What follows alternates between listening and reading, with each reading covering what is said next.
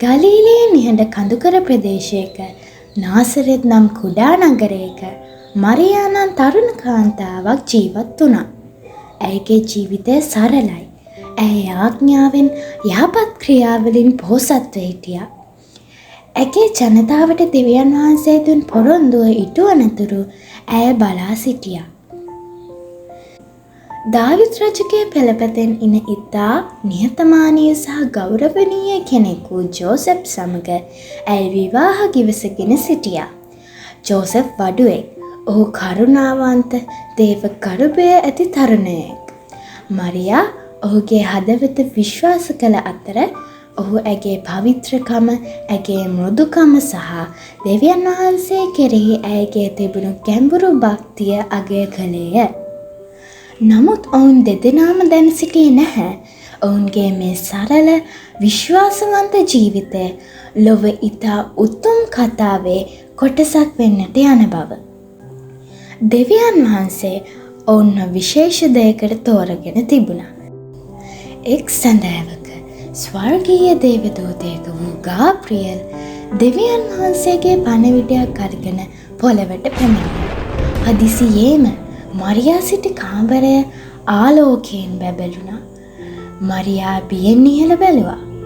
එවිට ඇය ඉදිරිපිට දෙවියන් වහන්සේගේ දූතයෙක් පෙනී සිටියා. මරියා ඔබට සුබ පැතුම්. දේවදූතයා සංසුන් හා කරුණාවෙන් පිරි හඬකින් කතා කළා. මරියා බිය නොවන්න. ඔහු පැවසුවා. මන්ද ඔබ දෙවියන් වහන්සේගෙන් කරුණාව ලබා ඇත. ඔබ ගර්භණීව පුතෙකු බිහි කරනු ඇත. ඔබ ඔහුට ජේසුස් යන නම තබන්න. ඔහු ශ්‍රේෂ්ඨ කෙනෙක් වෙන අතර මහෝත්තමයාණන්ගේ පුත්‍රයා ලෙස හඳුන්වනු ලබනවා. ඔහුගේ රාජ්‍ය කිසිදා අවසන් වන්නේ නැත. මරියාගේ හදවත දෙවියන් වහන්සේට යටත් කළා. මම ස්වාමින් වහන්සේගේ සේවිකාව වෙමි. ඔබ පැවසූ පරිදි මට වේවා කියා කිව්වා.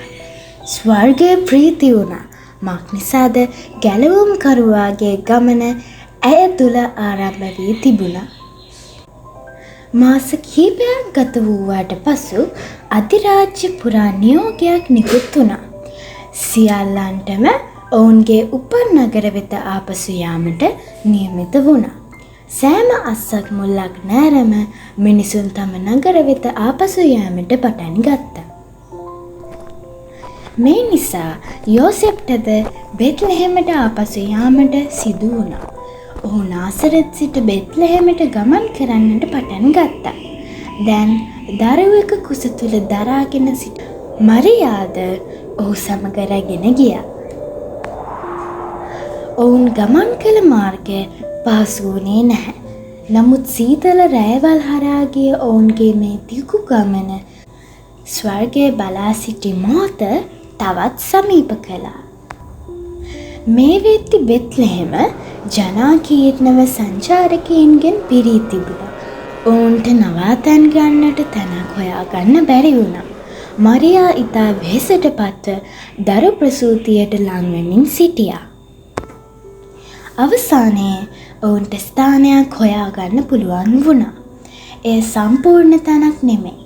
ඒත් ඔවුන් තම උපරිමයෙන් දරු ප්‍රසූතියට සූදානම් වුණා. සතුන්ගේ ශබ්දය හා රාත්‍රියේ උණුසුම මැද්දේ මේ නිහඬ ගව මඩුවේදී මරියා ඇගේ කුළුදුල් පුත්‍රයා බිහි කළා. ඇය දරුවා රෙදිවලින් ඔතා ඔවුන් සූදානම් කළ ගව ඔරුවේ තැබුවා. ස්වර්ගයේ රජුරුවාණන් වහන්සේ ගව ඔරුවේ නිදන්නට වුණා. රජ කෙනෙක්මය ඉපදී ඇත්තේ දුටු පඳුරු අරන් යමු එතුම්ව දැකගන්න. ඒ අසල තැනක ඉන්ඩේරුන් රෑජාමයේ තම බැටළුවන් බලා ගනිමින් සිටියා. එකවරම අන්ධකාරය බිඳ දමමින් දීප්තිමත් ආලෝකයක් ඇති වුණා. දේවදූතෙක් හැමින ඔවුන්ට මෙසේ ප්‍රකාශ කළා. බිය නොවන්න. මක් නිසාද අද දින ඔබට ගැලවුම් කරුවෙක් ඉපදුණා. එවිට ස්වර්ගීය සේනාවකින් අහස පිරී ගිය. උසස් තැන්හි දෙවියන් වහන්සේට මහිමයත් පොළොවෙහි සාමයත් වේවා යනුවෙන් ඔවුන් ගායනා කරා. එඬේරු බලාපොරොත්තුව දැවෙන හදවත් ඇතිව ඉතා ඉක්මනින් බෙත්ලෙහෙමට යාමට පිටත් වුණා. එහිදී පුංචි ගව මඩුවක දේවදූතයා පැවසූ ආකාරයටම ඔවුන්ට දරුවා සොයා ගන්නට පුළුවන් වුණා. ඔවුන් පුදුමයෙන් උන්වහන්සේ ඉදිරියේ දන නැමුවා. ඉතින් මේ ආකාරයට දෙවියන් වහන්සේගේ ශ්‍රේෂ්ඨතම පොරොන්දුව සම්පූර්ණ වුණා. ලෝකයේ ගැලුම් කරුවාණන්ගේ උපත සිදු වුණා.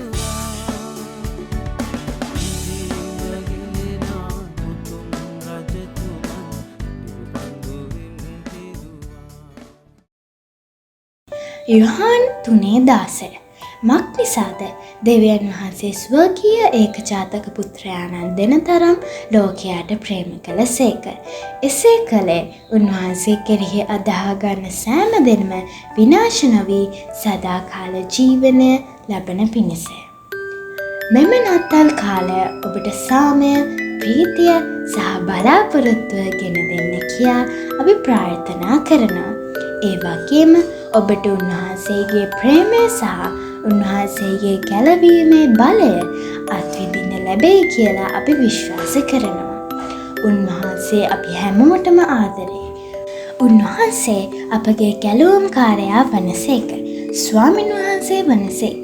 උසස් ස්ථානයේ වැඩ සිටින උතුම් දෙවියන් වහන්සේ.